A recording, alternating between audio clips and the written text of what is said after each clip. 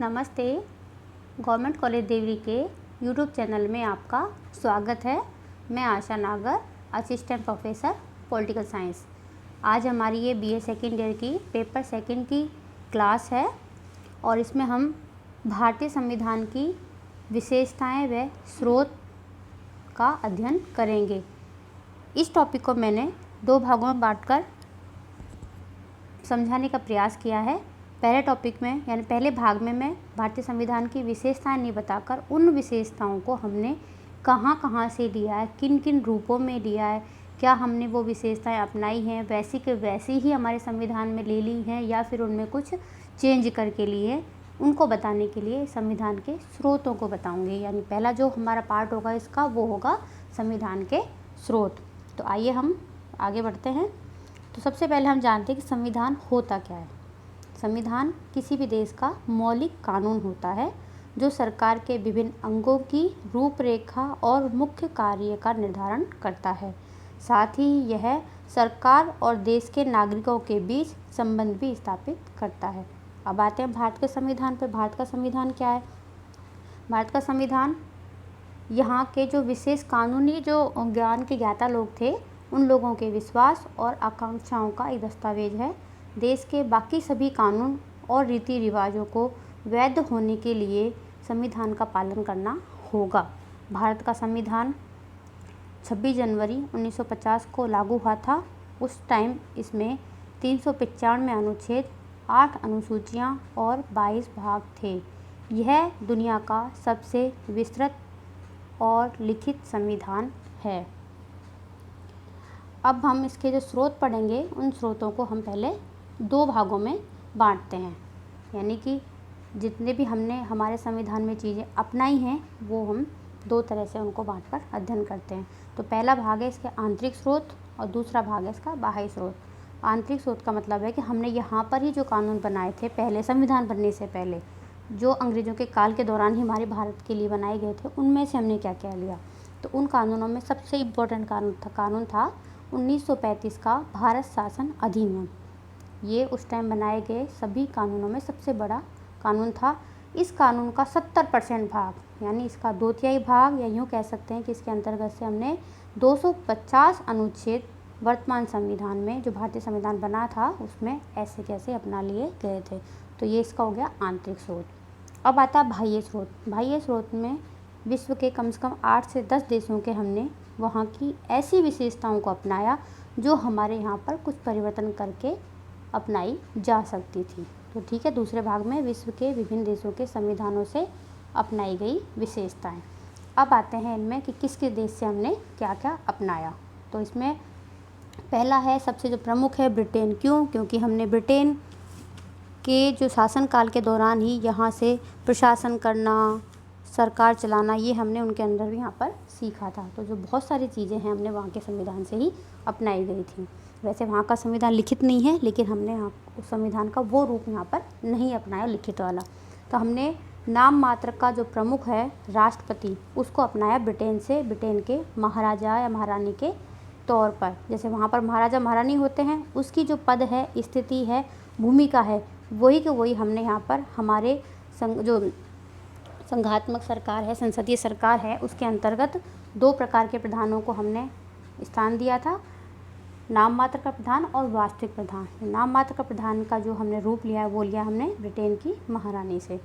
मंत्रियों की कैबिनेट प्रणाली, प्रधानमंत्री का पद, सरकार का संसदीय प्रकार, 2 सदनों वाली संसद, अधिक शक्तिशाली निचला सदन यानी निम्न सदन जो होता है, इसको लोकसभा बोलते हैं हम यहाँ पर, वो मंत्रिपरिषद का निचले सदन के प्रति जिम्मेदार होना। यानी भारत में हमारे यहाँ पर जो मंत्रिपरिषद है लोकसभा के प्रति जिम्मेदार होती है। ये व्यवस्था हमने ब्रिटेन से ही ली है। क्यों? क्योंकि ब्रिटेन की जो संसदीय सरकार है हमने वो थीम वहाँ से अपना ली।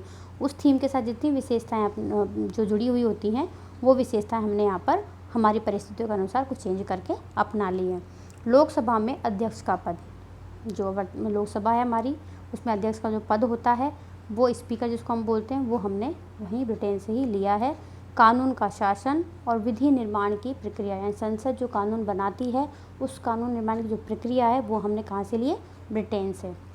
अगला जो देश है जिससे हमने हमारे संविधान में बहुत सारे प्रावधान अपनाए वो है अमेरिका, संयुक्त राज्य अमेरिका। इसमें सबसे पहला हमने अपनाया, इससे हमने लिखित संविधान, यानी कि ब्रिटेन का संविधान लिखित नहीं था तो हम अलिखित संविधान को यहाँ पर अपना नहीं सकते थे, तो संविधान का स्वरूप लिखित होना चाहिए, ये वाला प्रावधान हमने अमेरिका से लिया, क्योंकि अमेरिका जो है विश्व का सबसे पहला लिखित संविधान है, ब्रिटेन का नहीं है। देश का कार्यकारी प्रमुख, यानी पूरे देश का जो कार्यकारी प्रमुख जिसे हम राष्ट्रपति बोलते हैं, वह तीनों सेनाओं का सर्वोच्च कमांडर होगा, सर्वोच्च सेनापति होगा। ये प्रावधान हमने अमेरिका से ही लिया है।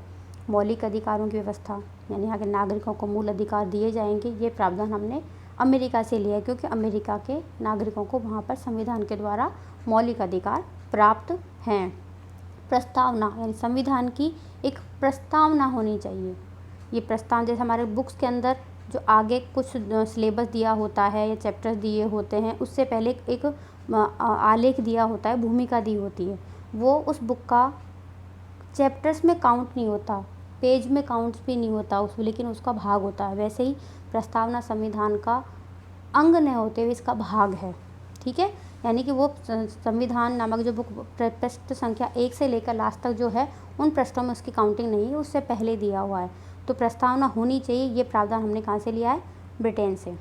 सुप्रीम कोर्ट से संबंधित जितने प्रावधान, हमारे यहाँ की जो सर्वोच्च न्यायालय है, सुप्रीम कोर्ट है, उससे संबंधित जितने प्रावधान हैं वो सब हमने अमेरिका से लिए हैं। राज्यों का प्रावधान, न्यायपालिका और न्यायिक समीक्षा की स्वतंत्रता। न्यायपालिका के जो अधिकार हैं, अधिकार क्षेत्र है, न्यायिक पुनरावलोकन का है, न्यायिक सक्रियता की जो प्रावधान है वो हम सब हमने कहाँ से लिए हैं? अमेरिका से लिए। उपराष्ट्रपति का उच्च सदन का पदेन सभापति होना, यानी हमारे भारत में जो उपराष्ट्रपति है वो राज्यसभा का पदेन सभापति होता है, तो ये प्रावधान हमने अमेरिका से लिया है। सुप्रीम कोर्ट और उच्च न्यायालय के जो जज हैं उनको हटाने की प्रक्रिया हमने जो वर्तमान में है वो हमने कहाँ से लिए?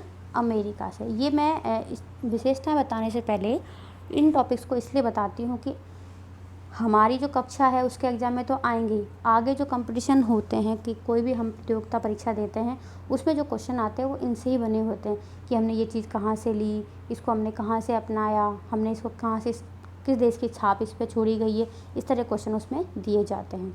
अगला जो देश है जिससे हमने कुछ चीज़ें अपनाई वो है सोवियत संघ, USSR, जिसको वर्तमान में रूस कहते हैं हम। ये वर्तमान का रूस है वो ये सोवियत संघ का ही एक पार्ट है। यहाँ से मौलिक कर्तव्य, यानी हमारे संविधान में जो मौलिक कर्तव्य का जो भाग है जो मूल संविधान में नहीं है, बाद में जोड़ा गया था, वो हमने सोवियत संघ से लिया है। और पंचवर्षीय योजनाएं। नेक्स्ट जो देश है वो है ऑस्ट्रेलिया। समवर्ती सूची, यानी यहाँ पर संघात्मक शासन व्यवस्था जो हम पढ़ेंगे आगे, जो विशेषताएं है संविधान की, उसके अंतर्गत पूरे देश के जो कार्य विषय हैं उनको 3 सूचियों में बांटा गया है, केंद्र सूची, राज्य सूची और समवर्ती सूची। तो ये जो समवर्ती सूची, तीसरी वाली सूची, ये हमने ली है ऑस्ट्रेलिया से। प्रस्तावना की भाषा, प्रस्तावना का प्रावधान लिया है हमने अमेरिका से, उसकी लैंग्वेज क्या होगी, कैसी होगी, वो हमने लिया है ऑस्ट्रेलिया से।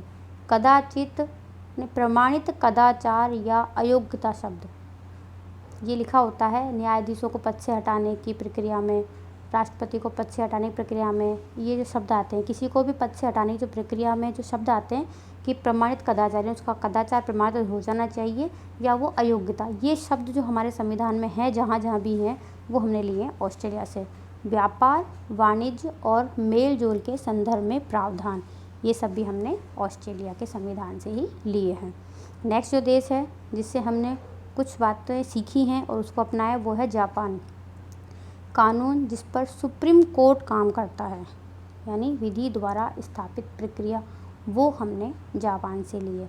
यानी कि सर्वोच्च न्यायालय कैसे निर्णय करेगा, वो निर्णय होता है विधि द्वारा स्थापित प्रक्रिया। ये विधि क्या है? संविधान। संविधान में जो प्रक्रिया दी हुई है उसके तहत ही सर्वोच्च न्यायालय काम करता है, वो हमने जापान से लिया है। नेक्स्ट है जर्मनी। जर्मनी के संविधान से हमने क्या लिया है? आपातकाल के दौरान मौलिक अधिकारों का निलंबन होता है। हमारे यहाँ पर जब भी आपातकाल लागू होता है, चाहे अनुच्छेद 352 हो, 356 हो या 360 हो, उस दौरान जो मौलिक अधिकारों को निलंबन किया जाता है, यानी जो केवल जीवन का जो अधिकार है उसको छोड़कर बाकी सारे अधिकार रोक दिए जाते हैं। निलंबन का मतलब ये नहीं ख़त्म नहीं कर दिए जाते, उनको रोक ले जाते। उस टाइम जो नागरिक हैं, जो भारत के वासी हैं, वो उन अधिकारों की डिमांड नहीं कर सकते और उनके लिए सुप्रीम कोर्ट में नहीं जा सकते हैं। तो ये जो प्रावधान है कि आपातकाल के दौरान नागरिकों के मूल अधिकार निलंबित कर दिए जाते हैं, वो हमने लिया है जर्मनी के संविधान से। जर्मनी का जो वीमर संविधान है, वहाँ के जितने भी तानाशाह रहे हैं, जैसे ही उनका आपातकाल लगता था तो वो नागरिकों के मौलिक अधिकारों को उनसे वो छीन लेते थे। अब आता कनाडा। कनाडा के संविधान से हमने क्या लिया है कि हमारे यहाँ पर संघीय व्यवस्था को अपनाया गया है। वैसे संघीय व्यवस्था का मतलब ये होता है कि इसमें केंद्र और राज्यों को शक्तियों का विभाजन कर दिया जाता है, कोई किसी के कार्य क्षेत्र में हस्तक्षेप नहीं करता है। लेकिन कनाडा के अंदर केंद्र सरकार अधिक शक्तिशाली रखी गई थी। वहाँ की शासन व्यवस्था में एकता बनाए रखने के लिए और उसको मजबूत बनाए रखने के लिए। हमारे भारत की स्थिति तो और भी बेकार थी। हमारे यहाँ पर तो सारे राज्यों को बड़ी मुश्किल से मिलाकर एक संघात्मक व्यवस्था बनाई गई थी मतलब। तो उसमें केंद्र को मजबूत रखना बहुत ज़रूरी था। तो ये जो मजबूत रखना ज़रूरी था और इसको हमने अपनाया, मजबूत रखा गया, केंद्र को ज़्यादा शक्तियाँ भी दी हैं। वो हम सशक्त केंद्र वाली संघीय व्यवस्था है, वो हमने कनाडा से अपनाई है।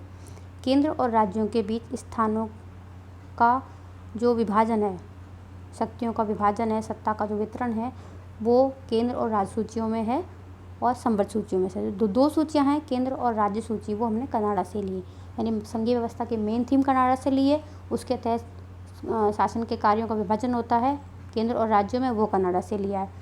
और केंद्र और राज्यों में शक्ति विभाजन के बाद में सारी शक्तियाँ कनाडा में केंद्र सरकार के पास हैं।